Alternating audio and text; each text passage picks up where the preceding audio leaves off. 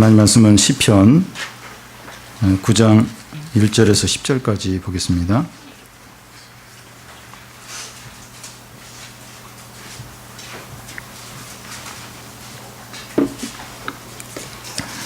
구약 807페이지 부분입니다. 시편 9장 1절에서 10절까지 보겠습니다.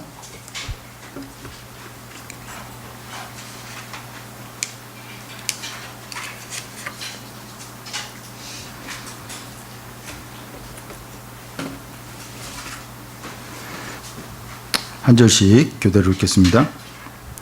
내가 전심으로 여호와께 감사하며 주의 모든 기이한 일들을 전하리이다. 내가 주를 기뻐하고 즐거워하며 지존하신 주의 이름을 찬송하리니 내 원수들이 물러갈 때 주 앞에서 넘어져 망함이니이다. 주께서 나의 의와 송사를 변호하셨으며 보좌에 앉으사 의롭게 심판하셨나이다. 이방 나라들을 책망하시고 악인을 멸하시며 그들의 이름을 영원히 지우셨나이다. 원수가 끊어져 영원히 멸망하였사오니 주께서 무너뜨린 성읍들을 격할 수 없나이다. 여호와께서 영원히 앉으시며 심판을 위하여 보좌를 준비하셨도다. 공의로 세계를 심판하시며 정직으로 만민에게 형편을 내리시리로다. 여호와는 압제를 당하는 자의 요새시요 환난 때 요새시로다. 여호와여 주의 이름을 아는 자는 주를 주제하오니 이는 주를 찾는 자를 버리지 아니하는 이니라. 아멘. 요즘에 그 여중생 집단 폭행 문제로 큰 문제가 되고 있습니다. 부산에 이어서 강원도 강릉에서도 또 그런 사실 한 달 전에 일어났고, 또 인천에서도 또 아산에서도 또 그런 일이 계속 일어났다는 그런 일들이 계속 조금 보도가 되고 있습니다.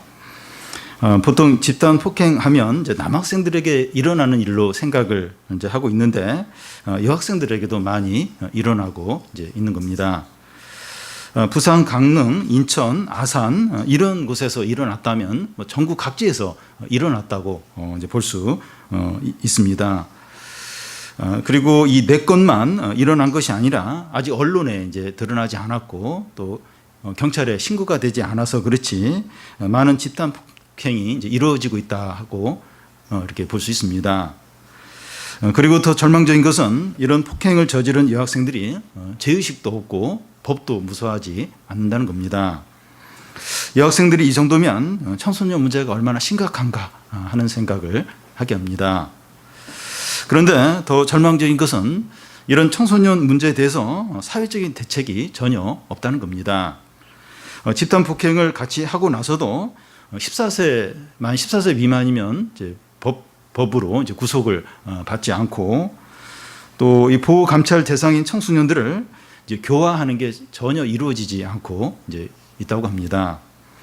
이 관찰관 한 명이 보호 감찰해야 될 학생이 한 150명에서 200명 되는데, 이 감찰관도 3개월마다 이렇게 바뀐다고 그래요. 그래서 교화한다고 학생들 이제 보호 이제 감찰 대상자들 청소년들을 모아서 이제 강당에 모아서 이제 어떻게 이제 교화하는가 하면 지식 채널 2 이제 하나 이렇게 틀어주고, 그게 이제 교화의 어떤 이제 전부라는 겁니다. 전혀 어떤 교화의 어떤 이게 안 되는 겁니다. 그뿐만 아니라 뭐 살충제 계란이나 또 위해성 생리대나 이런 문제들이 생겼을 때 이 책임 있는 기관이 원인을 밝히고 대책을 세우고 바로 잡아야 되는데 그런 것이 없는 겁니다. 우리 사회에서 어떤 심각한 문제가 이제 발생하면 누군가가 원인을 찾아야 돼요. 대책을 세우고 뭔가를 이제 바로 세워야 되는데 그렇게 하는 사람이나 기관이 없는 겁니다. 혼란과 이제 불만과 이제 고통이 이제 많은 겁니다. 그러니까 사회에 어떤 그런 문제가 이제 생기지 않을 수 없는데, 이런 문제가 생겼을 때 누가 책임지는 사람도 없고 어떤 딱 이렇게 공적으로 이런 부분들을 잘 이렇게 바로잡는 이제 그런 사람도 없는 겁니다. 그런데 우리 사회만 그런 것이 아니라 이 세상이 이제 그러합니다. 그래서 사람들이 절망해요. 분노하고 낙심을 하게 됩니다. 무슨 일이 터질 때마다 낙심이 되니까 절망하는 겁니다. 두려워 이제 하는 겁니다. 그런데 이 세상을 이 공의로 판단하고 또 다스리고 이 바로 세우는 분이 있다면 얼마나 좋을까. 참 사회가 이 책임지는 사람도 없고 또 바로 하는 사람도 없고 이 세상이 이런데 누가 좀 공의로 다스리고 바로 세우는 그런 분이 있으면 얼마나 좋을까 이제 하는 생각을 이제 할 수 있습니다. 오늘 시편 말씀에서 다윗이 그런 분이 있다는 그런 분이 있다는 겁니다. 그분은 의로운 재판장으로서 영원하시고 능력으로 행하시는 여호와 하나님이시라는 겁니다. 다윗은 이 자기의 과거 경험을 통해서 여호와 하나님께서 다윗을 어떻게 변호하시고 구원하시고 악인들을 어떻게 선포하셨는가, 심판하셨는가 하는 것을 선포하면서 찬양을 드립니다. 시편 9장은 다윗의 이제 개인적인 찬양시라고도 볼 수 있고 또 감사 기도라고 또 볼 수도 있습니다. 시편 9장은 이제 두 부분으로 이제 나눌 수 있는데 이 시간에는 그 1절에서 10절까지 그 앞부분만 살펴보겠습니다.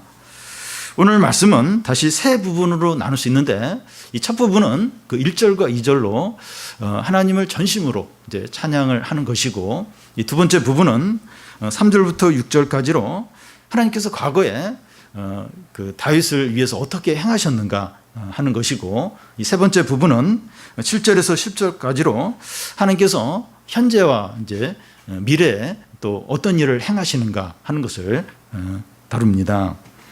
이 세 부분은 서로 잘 연결이 되는데 이 다윗이 그 여호와를 찬양하는 이유가 과거에 자기에게 행하신 하나님의 놀라운 일들을 찬양하고 그리고 과거뿐만 아니라 현재와 미래에도 하나님이 행하실 일들을 이제 그 바라보면서 이제 찬양을 하는 내용입니다. 이 첫 번째 부분은 그 여호와 하나님을 전심으로 이제 찬양을 이제 하라는 겁니다. 1절, 2절 우리 같이 한번 읽어보겠습니다.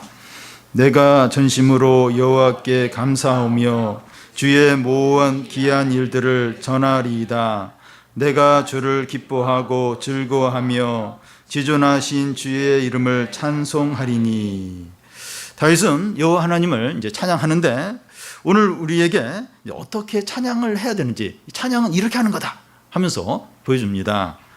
이 세 가지를 생각할 수 있는데 하나는 전심으로 찬양하고 이 두 번째는 주님의 모든 귀한 일을 선포하고 세 번째는 주님을 기뻐하고 즐거워 이제 하라는 겁니다.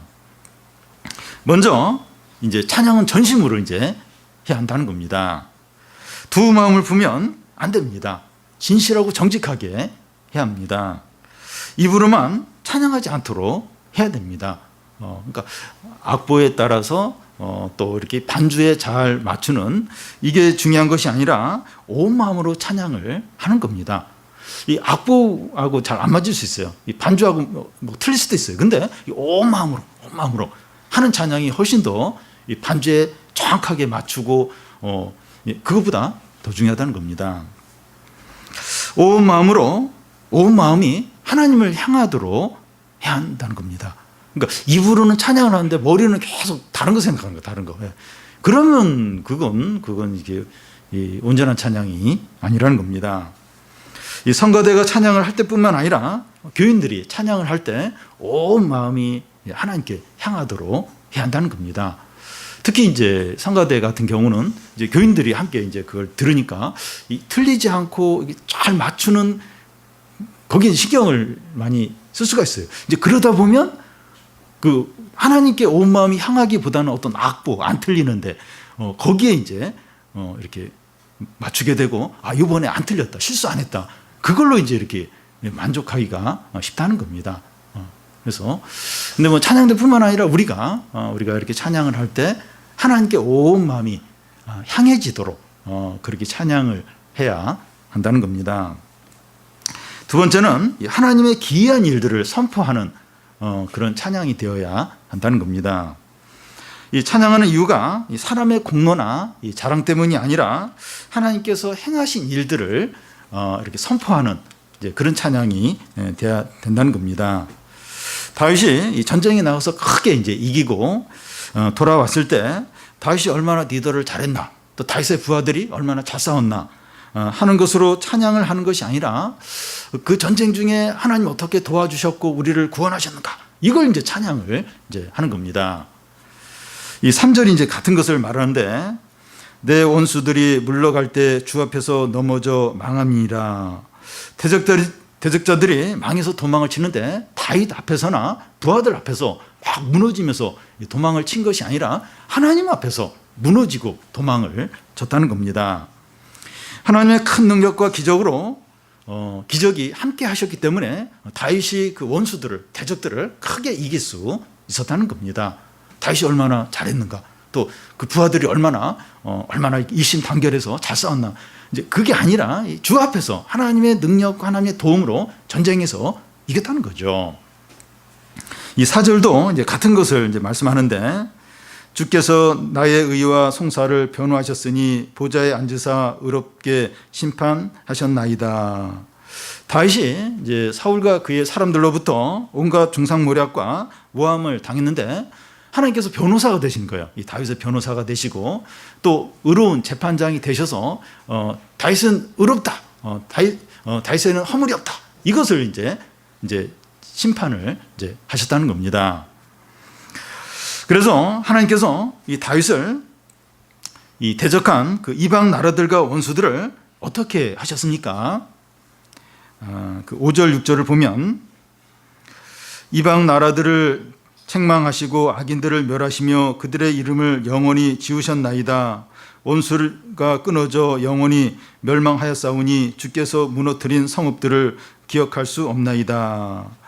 다윗의 주위에 악한 자들과 대적하는 나라들이 많았는데 다 이길 수 있었던 이유는 하나님께서 그들을 책망하시고 멸하시고 영원히 지우시고 무너뜨리셨기 때문이라는 겁니다. 그러니까 이 다윗을 대적하는 어떤 사람들, 그런 나라들이 많았어요. 근데 하나님께서 그들을 무너뜨리시고 영원히 지워버리고, 그래서 이제 다윗이 이길 수 있었다는 겁니다. 다윗은 과거에 하나님께서 자기를 위해서 행하신 기이한 일들, 아주 놀라운 일들, 그것을 말하면서 온 마음으로 찬양을 하고 있습니다. 우리도 이제 과거에 힘들고 어려웠던 일들이 있었습니다. 질병 문제나 경제적인 어려움이나 사람들과의 어떤 관계 문제나 또 대학 입시나 사업에서나 혹은 청소년 캠프나 또 성경학교를 하면서 어려움들이 또 큰 위기들이 있었는데 하나님의 은혜와 도움으로 잘 해결된 일들이 있을 겁니다. 우리의 삶 가운데 여러 어떤 일들 힘들었어요. 위기 가운데 있었는데 하나님의 도움과 은혜로 잘 해결된 일들이 있습니다. 그럴 때 우리가 잘한 것이나 재능을 자랑하고 싶은 마음이 있습니다.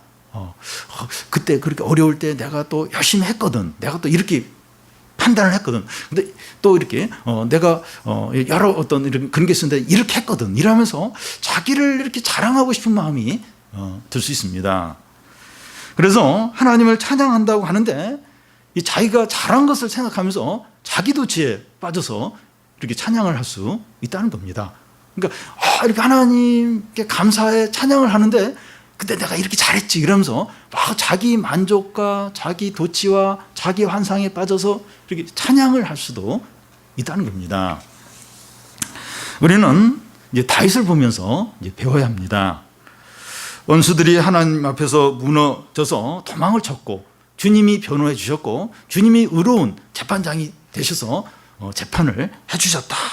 이러면서 그 하나님이 행하신 그 귀한 일들, 하나님이 모든 일을 하셨다고 다 이제 그것만 고백을 하고 있는 겁니다. 그러니까 보면 다윗이 엄청난 찬양을 하는데 자기 이야기는 하나도 없어요. 그리고 그 부하들이 얼마나 잘해, 그 얘기도 하나도 없어요. 하나님이 막 어떻게 하셨고 그러면서 주님이 하신 일들만 고백을 하고 있습니다. 자신의 자랑은 일체 말하지 않고 하나님이 놀라신 일들만 지금 자랑하고 있습니다.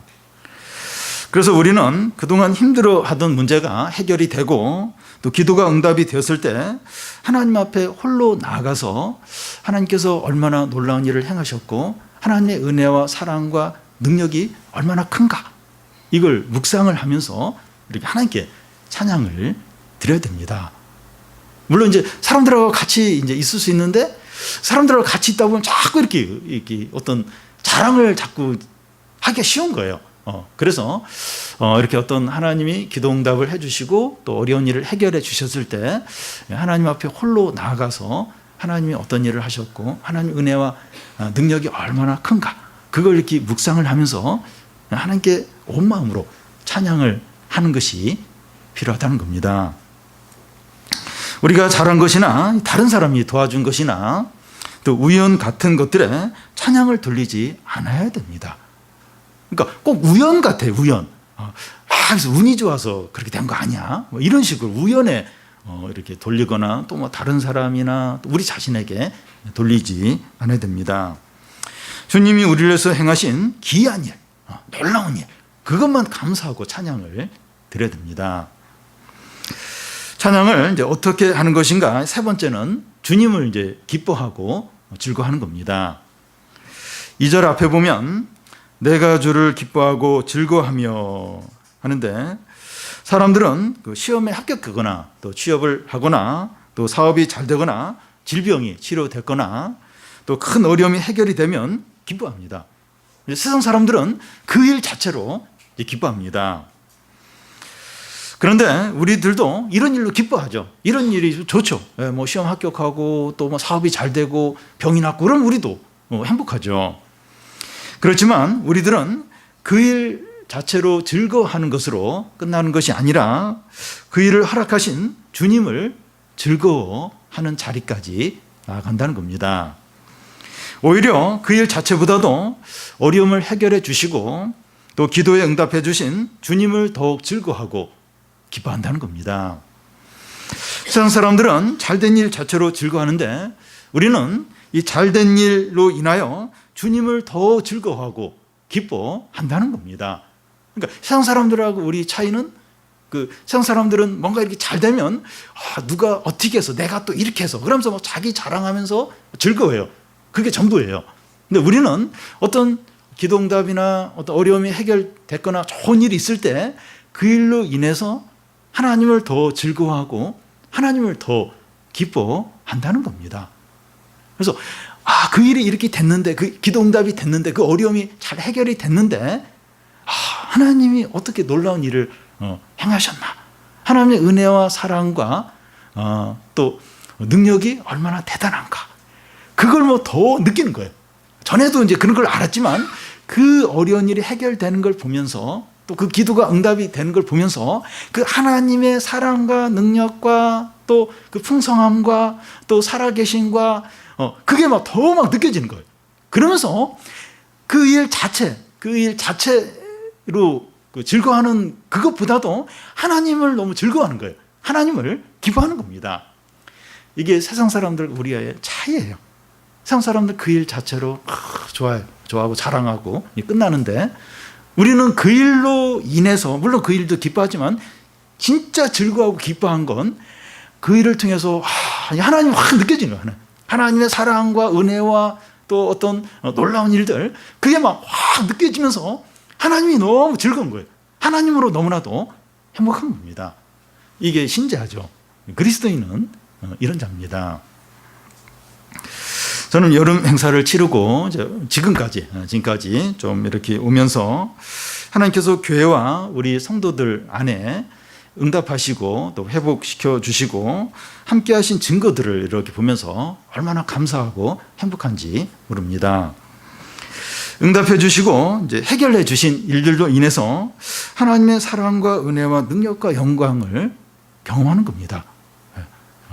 그러니까 하나님 전에도 이제 그런 걸 제가 알았지만 참 이렇게 하나님 함께 하시는 어떤 그런 증거들 또 이렇게 어떤 변화들 어떤 회복들 응답들 이 성도들 안에 그런 게 있어요.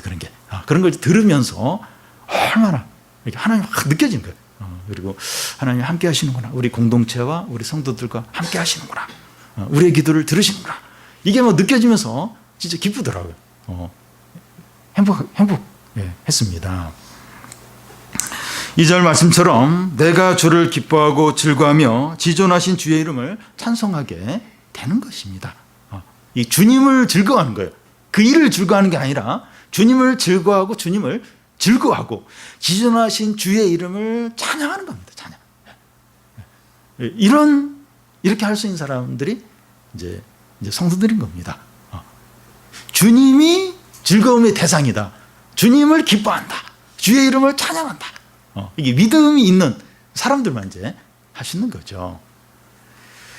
그래서 이 바른 찬양의 기본이 뭔가 하면 기도 응답이나 어려움이 해결되었을 때나 감사한 일이 있을 때 하나님 앞에 나아가 하나님께서 우리 자신을 위해서 어떤 놀라운 일을 행했는가 묵상을 하는 겁니다. 찬양의 기본, 찬양의 기본이 어떤 감사한 일, 어떤 하나님이 어떤 어려움을 해결해 줬을 때 하나님 앞에 나아가서 하나님이 행하신 일들, 하나님의 은혜와 사랑을 이렇게 묵상하면서 이제 그걸 이제 생각을 하는 겁니다. 우리의 자랑이나 이 공로를 생각하는 것이 아니라 주님의 기이한 일, 주님의 놀라운 일만 생각을 하는 겁니다. 그러면 자연스럽게 찬양이 나와요. 온 마음으로 기쁨과 즐거움에 찬양을 이제 하게 되는 겁니다. 주일 로마서 말씀에서 성도가 하나님께 드릴 수 있는 최고의 예물이 온 마음으로, 온 입으로, 한 마음으로 찬양하는 거라고 했는데 우리에게 이런 찬양이 있습니까? 우리 좀 돌아보면서 이런 온 마음으로 하는 찬양이 우리에게 있습니까? 이렇게 주님을 즐거워하는, 주님을 기뻐하는 이런 찬양이 있습니까? 지금 꼭 좋은 일이 있어야만 이 찬양을 할 수 있는 것이 아니라 과거를 이렇게 돌아보면 이렇게 최근의 일을 좋아요. 다른 어떤 성도 일도 괜찮습니다. 보면서 하나님이 하신 일들, 하나님의 어떤 기이한 일들, 그걸 이렇게 생각을 하면 온 마음으로 하나님을 즐거워하며 기뻐하며 이제 찬양을 할 수 있다는 겁니다. 다음은 하나님께서 현재와 미래에 행하신 일을 생각하면서 찬양을 하는 겁니다. 과거에 하나님께서 베풀어 주셨던 은혜는 현재와 미래에 확신과 소망을 주게 됩니다. 그러니까 왜냐하면 하나님은 동일하세요. 신실하십니다. 그래서 과거에 하나님이 은혜를 베풀어 주셨으면 현재와 미래도 동일한 은혜를 베풀어 주신다는 겁니다. 다윗은 현재와 미래에 이제 하나님께서 행하신 일들을 바라보면서 찬양을 하고 있습니다. 그러니까 우리가 방금 전까지 그 3절에서 6절까지는 과거에 다윗에게 하나님이 행하셨던 일, 그걸 가지고 막 찬양을 했어요. 그런데 7절에서 마지막까지는 10절까지는 이제 현재와 미래에 하나님이 어떤 일을 행하실까 이걸 이제 바라보면서 다윗이 찬양을 하는 겁니다. 7절을 보면 여호와께서 영원히 앉으시며 심판을 위하여 보좌를 준비하셨도다. 국제사회나 우리 사회나 직장 안에서 보면 어떤 문제가 생겼을 때 문제의 원인을 찾고 또 해결하고 또 바로 세워줄 수 있는 권위가 없다는 것을 느끼게 됩니다. 이 국제적으로 보면 시리아 난민 문제나 북한 핵 문제나 이 테러 문제 등에 있어서 바르게 세워줄 권위가 없어요. 뭔가 이런 문제들이 많은데 다 자기 나라 이익에 따라서 그 문제를 이제 다룹니다. 시리아 이 난민 문제도 미국은 미국대로, 러시아는 러시아대로 다 자기 이익대로 이렇게 그걸 이렇게 다루니까 해결이 안 되는 거예요. 뭔가 이렇게 그런 국제적인 문제가 있는데 다 어떤 바른 권위가 이렇게 뭔가를 해결해 주지 못하는 겁니다. 우리 사회에서도 무슨 문제가 터지면 국민들이 이제 정부를 불신하니까 그 문제가 해결이 안 되는 거예요. 뭐가 해결이 안 되는 겁니다. 직장 안에서도 대표가 정의대로 딱 행하면 직원들이 다 믿죠. 근데 그 대표가 그렇게 안 해요. 그렇게 안 하니까 무슨 문제가 생기면 계속 또 문제가 눈덩이처럼 커지고 더 막 직원들끼리 불신을 하게 됩니다. 어떤 문제가 일어나면 사람들이 불안해하고 낙심해요. 왜냐하면 이게 해결이 안 되는 거, 누가 책임을 안 지는 겁니다. 국제사회에서도 그렇고 우리 사회에서도 그렇고 우리가 속한 어떤 직장이나 거기서도 마찬가지입니다. 우리 믿는 사람들은 공의와 진리를 아니까 더더욱 낙심이 되는 겁니다. 그러니까 세상 사람들이야 세상이 다 그렇지 이렇게 그냥 하고 넘어갈 수 있는데 우리는 공의를 알아요. 진리를 알아요. 그러니까 이게 어떻게 돼야 되는데, 이 나라가 어떻게 해야 되는데, 또 이 직장이 어떻게 돼야 되는데, 그런 기준이 있으니까 더더욱 이제 낙심이 되는 거예요. 더더욱 이제 마음이 힘들어지는 겁니다. 그런데 다윗이 이제 무슨 말을 하는가 하면 의로운 재판장이 있다는 겁니다. 여호와 하나님이신데 그는 영원하시고 하늘 보좌에서 앉아서 다스리신다는 겁니다. 그는 온 세상 만물을 창조하시고 유지하시고 다스리시고 심판을 하신다는 겁니다. 지금 뭐 국제사회나 우리 사회나 우리가 속한 곳에서 아무도 책임을 안 져요. 뭐가 이게 권위도 없고 뭐 문제가 생기면 더더욱 악화만 되어 갑니다. 그런데 의로운 재판장이 있다는 거예요. 하늘 보좌에 앉아 계시고 그분은 영원하시고 온 세상을 창조해 보시고 유지시키고 다스리시고 심판하시는 그런 재판장이 계시다는 겁니다. 다윗은 과거에 그 여호와 하나님은 그 4절 중간에 이제 나오는 것처럼 보좌에 앉으셔서 의롭게 심판을 하셨다는 겁니다. 그런데 현재 미래에도 의로운 재판장이 영원히 계시면서 심판을 하신다는 거예요. 그러니까 다윗은 과거에 자신의 삶을 통해서 그걸 이제 고백을 했어요. 참 내가 억울한 일을 많이 당하고 그랬는데 의로운 재판장이 그 심판을 하셨다. 근데 과거뿐만 아니라 현재와 미래도 그 의로운 재판장이 영원히 심판을 하신다는 겁니다. 그래서 다윗은 현재와 미래의 어려움에 대해서 절망하거나 두려워하지 않는다는 겁니다. 현재 지금도 어렵고 또 앞으로도 어려움이 계속될 것 같고 사울이 계속해서 나를 추격할 것 같고 이제 그런 상황에서도 낙심하지 않는 거예요. 과거에 하나님이 이렇게 의로운 하나님이 심판을 하셨던 것처럼 현재와 미래에도 그렇게 하실 거다. 그걸 이제 바라보면서 실망하지 않는 겁니다. 북한핵과 이 미사일 문제가 아주 이제 지금 심각한데요. 그래서 그 서울에 있는 외국인 학교에서 이렇게 막 대피 훈련 이런 것도 이제 하고 있고 또 외국인 어떤 강사를 이제 이렇게 한국에서 이렇게 부르면 이렇게 오기를 꺼려 한다는 겁니다. 왜 거기 위험한데 왜 가냐 이러면서 안 오려고 한다는 겁니다. 그리고 주가도 계속 떨어지고 있어요. 외국인들이 주식을 계속 팔고 있습니다. 위험하니까 불안하니까 자꾸 팔고 있습니다. 그뿐만 아니라 우리나라 경제가 앞으로 어떻게 될지 뭐 물가나 주택 문제나 또 취업이나 진로나 대학 입시가 어떻게 될지 불안해요. 지금 뭐 고1 뭐 중3 뭐 입시가 뭐 이렇게 된다 저렇게 된다 하니까 불안합니다. 그럼에도 불구하고 우리가 크게 낙심하거나 불안해하지 않는 이유는 이 나라를 다스리고 계시는 하나님이 계시기 때문입니다. 우리나라가 뭐 김정은이나 뭐 트럼프나 시진핑이나 또 다른 어떤 세력이나 어떤 재난에 달려 있는 것이 아니라 하나님께 전적으로 달려 있습니다. 하나님께서 허락하지 않으면 아무 일도 일어나지 않습니다. 당장 뭐가 일어날 거든 뭐 당장. 뭐 핵폭탄이 터지면 뭐 26만 명, 뭐 200만 명 죽는다 그런 얘기 있는데 하나님이 허락하지 않으면 아무 일도 일어나지 않는다는 겁니다. 우리는 보좌에 앉아서 다스리시는 하나님을 바라보고 의지함으로 낙심하지 않아야 됩니다. 사람들이 너무 불안해요. 그리고 너무 분노해요. 너무 정부에 대해서도 그렇고 뭐 다른 어떤 위에 있는 어떤 권위들에게도 그렇고 막 사람들 불안해하면서 분노하면서 절망을 하고 있습니다. 근데 우리는 뭐 이 나라나 뭐 여러 세계나 이런 문제에 있어서 하나님이 계시다는 거예요. 하나님이 다스린다는 거예요. 하나님이 심판을 하신다는 거예요. 그 하나님이 허락하지 않으면 아무 일도 일어나지 않는다는 겁니다. 그래서 우리는 낙심하지 않아요. 두려워하지 않습니다. 보좌에 앉아서 다스리시고 심판하신 하나님을 바라보기 때문에 무슨 얘기가 있고 무슨 소문이 들고 그래도 두려워하거나 낙심하지 않는 겁니다. 보좌에 앉으신 하나님은 어떻게 다스리십니까? 이 8절을 보면 공의로 세계를 심판하시며 정직으로 만민에게 판결을 내리시리로다. 여러분, 이 세상은 정의나 옳은 것이나 양심이나 상식으로 돌아가지 않고 힘의 논리로 돌아갑니다.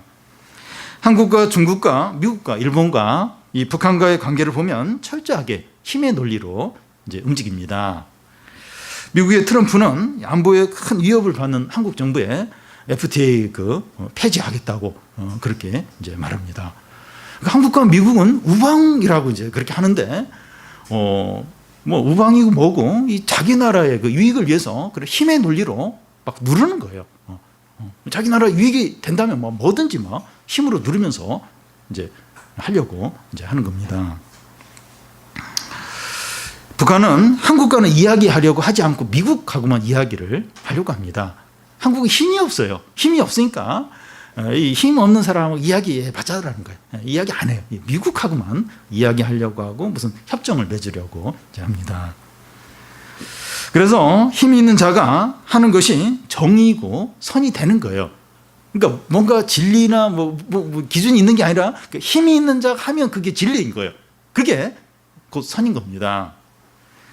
이런 원리는 우리 사회나 직장이나 사람들이 모인 곳은 어디나 통해요. 그러니까 힘이 있으면 그게 다 옳은 거예요. 사장이 힘이 있으니까 사장이 판단하는 거, 그거 다 이제 그냥 선이고 그게 이제 공의가 이제 되는 겁니다. 그래서 어디나 불의와 거짓과 이 부패와 압제가 가득한 겁니다. 그러니까 뭐 정의나 진리나 이거에 따라서 움직이는 게 아니라 힘의 논리로 이제 모든 게 이제 움직이니까 그러니까 어느 곳이나 불의와 거짓과 부패와 압제가 가득한 겁니다. 힘이 있으니까 그냥 온갖 불의와 또 거짓을 하면서도 그게 뭐 정당하다는 거예요. 누가 뭐 못 건드리는 겁니다. 성도가 이런 세상에 살면서 억울한 일을 당하고 절망하고 탄식하지 않을 수 없는 겁니다. 우리는 진리를 아는데, 이 공의를 아는데 이 세상이 불의한 거예요. 부패한 거예요. 힘의 논리로 움직이니까 우리는 뭐 너무 억울한 거예요. 탄식하고 절망을 하게 됩니다. 힘이 없으니까 계속 당하는 거예요. 계속 손해보고 불행할 수밖에 없는 겁니다. 끝까지 그럴 수밖에 없던 것 같아요. 비참하고 억울한 일을 당하고 그럴 수밖에 없을 것 같아요. 그런데 그렇지 않다는 겁니다. 하늘 보좌에 앉으신 하나님께서 공의로 세계를 심판하시고 정직으로 만민에게 판별을 내리신다는 겁니다. 하늘 보좌에 앉으신 하나님께서 이 세상을 공의로 판결하시는 거예요. 그리고 만민, 구체적인 사회에서 사람들과의 관계, 그 만민들에 대해서 이 정직으로 판결을 하신다는 겁니다. 그러니까 언제까지나 힘의 논리로 모든 게 될 것 같아요. 그런데 그렇지 않다는 겁니다. 힘 있는 나라나 개인이 언제까지나 승승장구할 것 같은데 그렇지 않다는 거예요. 힘 있는 나라, 힘 있는 기업, 힘 있는 개인, 이 사람들이 승승장구하고 계속 힘의 논리로 불의와 거짓을 계속 할 것 같은데 언제까지 그렇게 하는 게 아니라는 겁니다. 자신의 힘을 믿고 온갖 거짓과 불의와 이 죄악에 대해서 공의와 정직에 따라서 하나님 무서운 심판이 있다는 겁니다. 그러니까 하나님만 딱 제껴놓으면 무서울 게 없어요. 힘이 있으니까, 힘이 있는 나라나 힘 있는 개인이 마음껏 다 이렇게 할 수 있을 것 같아요. 그러니까 하나님만 없다면, 근데 하늘 보좌에 계신 하나님이 이 만민을 정직으로 판결하고 이 세상을, 이 세계를 공의로 심판을 하신다는 겁니다. 그러니까 하나님이 반드시 심판을 하세요. 하나님 반드시 그 거짓과 불의와 악에 대해서 판결을 하신다는 겁니다. 우리는 불의한 세상과 악한 사람들만 바라볼 것이 아니라 공의와 정직으로 만민을 판결하시는 하나님을 바라봐야 됩니다. 그 사람들이 다 자꾸 낙심을 해요. 분노를 절망을 합니다.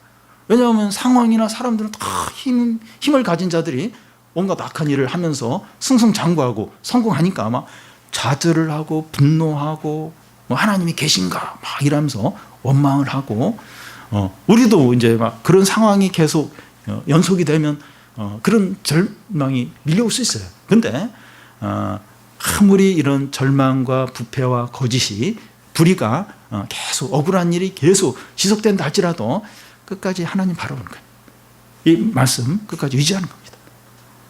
공의로 이 세상을 심판하고 정직으로 만민을 판결을 하신다.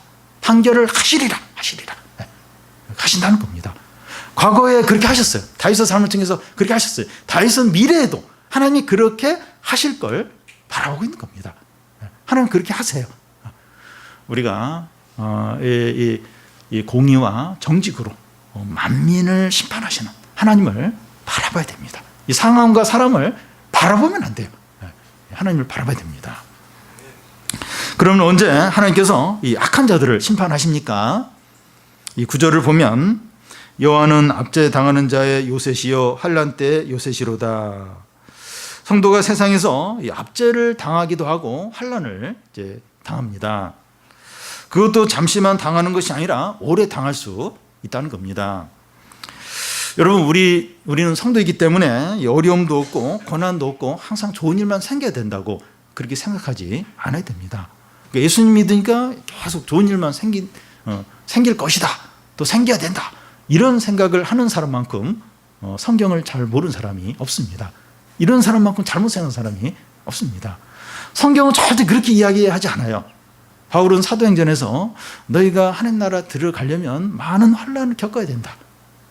이렇게 이야기했고 또 예수님도 너희가 나를 따라오려거든 자기 십자가를 지고 따라와야 된다고 하셨고 또 그 나를 위하여 핍박받는 자가 복이 있다고 그렇게 하셨습니다. 성경에는 이 성도가 고난과 환난이 있다고 반드시 말씀하고 있습니다. 그래서 이 고난과 환난을 이상한 것으로 여기면 안 됩니다. 근데 중요한 것은 이 성도가 압제도 당하고 환난도 당하지만 하나님께서 압제 당하는 자들의 요새시고 환난 때 요새가 된다는 겁니다. 이게 무슨 말인가 하면 성도들에게 환난과 또 막 압제 당하는 것과 고난이 오랫동안 계속 지속이 될 수 있어요. 계속 믿음으로 살고 말씀대로 산데도 환난이 닥치고 고난이 닥치고 또 사람들로부터 막 압제를 당하고 그런 일들이 잠시가 아니라 오랫동안 계속 당할 수 있다는 거예요. 근데 그것으로 비참하게 끝나는 것이 아니라는 거예요. 그것이 심판이 아니라는 겁니다. 그것으로 망하는 게 아니라는 겁니다.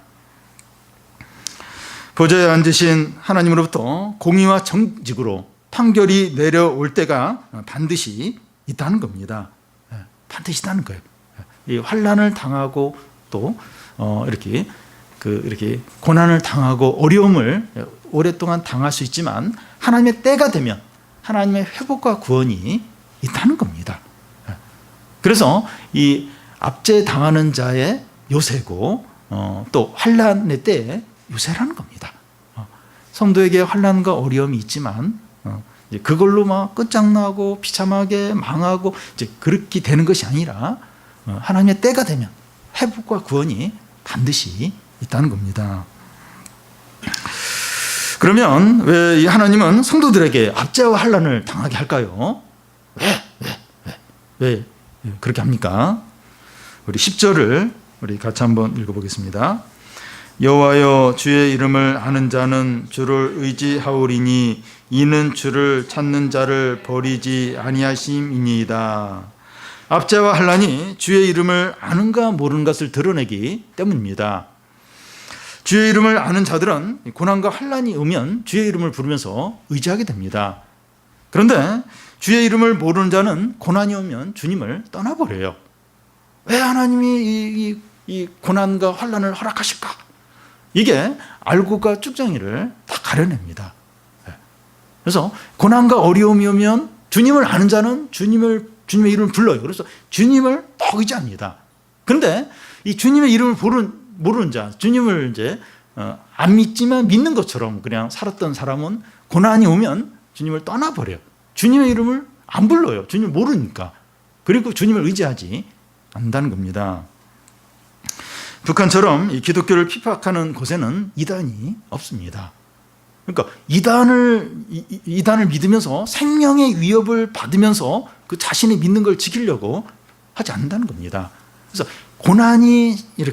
고난과 핍박이 심하면 진짜 알고 진짜 바른 믿음을 가진 사람만 이렇게 남지 이게 대강대강 이렇게 그런 어떤 이렇게 쭉정이의 어떤 그런 그 사람들은 이제 없다는 겁니다.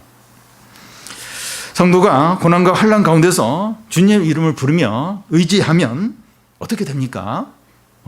이 환난과 압제 가운데서 주님의 이름을 불러요. 그러면서 주님을 의지하면 어떻게 됩니까? 10절 중간에 보면 이는 주를 찾는 자를 버리지 아니하심이니이다. 하나님께서 그런 자를 절대로 버리지 않는다는 겁니다. 하나님의 이름을 불러요. 그 환난 가운데서, 압제 받는 가운데서 하나님의 이름을 불러요. 그래서 하나님을 의지해요. 그런 자를 하나님은 절대로 버리지 않는다는 겁니다. 다니엘의 세 친구가 이 풀무불에 던져지면서 주의 이름을 의지해서 풀무불에 들어갔어요. 또 다니엘도 그 주님의 이름을 의지하면서 사자굴에 들어갔습니다. 하나님은 주의 이름을 부른 자를 절대로 버리지 않는다는 거예요. 그 주의 이름이 어떤 이름입니까? 하늘 보좌에서 세상과 만민을 심판하시는 그런 하나님이에요. 그 하나님을 환난 중에서 부르는 의지하는 자, 절대로 뭐 사자굴이든지 풀무불이든지 뭐 지옥의 어떤 구덩이 같은 어떤 그런 곳에 던져진다 할지라도 주의 이름을 부르면 절대로 버리지 않는다는 겁니다. 하나님께서 그들의 요새가 되세요. 요새가 되십니다. 피난처가 되십니다. 산성이 되세요. 그래서 절대로 망하지 않도록, 무너지지 않도록, 끝장나지 않도록 하신다는 겁니다. 여러분, 눈에 보이는 이 사람들과 상황이 전부가 아닙니다. 지금 뭐 뉴스를 보나 또 우리 사회를 보나 우리 주변을 보나 개인의 삶을 보면 너무 부정적이에요. 너무나 절망적입니다. 너무나도 마음이 이제 상하는 거예요. 너무나도 힘들어집니다. 근데 이 상황들, 사람들이 하는 말들, 나의 어려움, 이게 전부가 아니라는 거예요. 하늘의 보좌에 앉으신 하나님께서 세계와 이 만민을 공의로 심판을 하십니다. 책임을 지는 분이 있어요. 다스리는 분이 있습니다. 정의를 실현하는 존재가 있다는 거예요. 세상에는 없어요. 사람들 중에는 없어요. 국가도 없고 기업도 없고 어디도 진정으로 이 공의를 행하고 바로잡고 책임 아무도 없어요. 근데 하늘의 보좌에 앉아서 공의를 행하는, 책임지시는, 다스리시는 하나님이 계십니다. 이 주님이 환난 때 우리의 요새시고 주님의 이름을 의지한 자는 절대로 버리지 않는다는 거예요. 그러니까 우리가 이 세상을 살면서 힘이 없으니까, 가진 것이 없으니까, 또 이 세상이 악하니까 억울한 일을 당해요. 압제를 당합니다. 손해를 계속 봐요. 그래도 절대로 낙심하지 말라는 거예요. 절망하지 말라는 겁니다. 왜냐하면 하나님이 요새예요. 하나님이 요새. 안 망해요. 하나님의 정하신 때에 회복과 구원을 주신다는 거예요. 주의 이름을 부른 자를 절대로 버리지 않는다는 거예요. 내가 누구의 이름을 의지하는가? 누구의 이름? 자기 이름을 의지하면 아무것도 없어요. 누구 우리 사회에 좀 힘 있는 사람 이름을 의지해도 별로 큰 위기가 닥치면 도움이 안 돼요. 근데 여호와 하나님의 이름을 부르고 의지하면 버리지 않는다네. 절대로 온 세상을 다스리시고 심판하시고 주관하시는 그 주님이 절대로 그 사람 버리지 않는다는 겁니다. 과거에 하나님께서 우리에게 베푸신 은혜와 사랑을 생각을 해야 됩니다.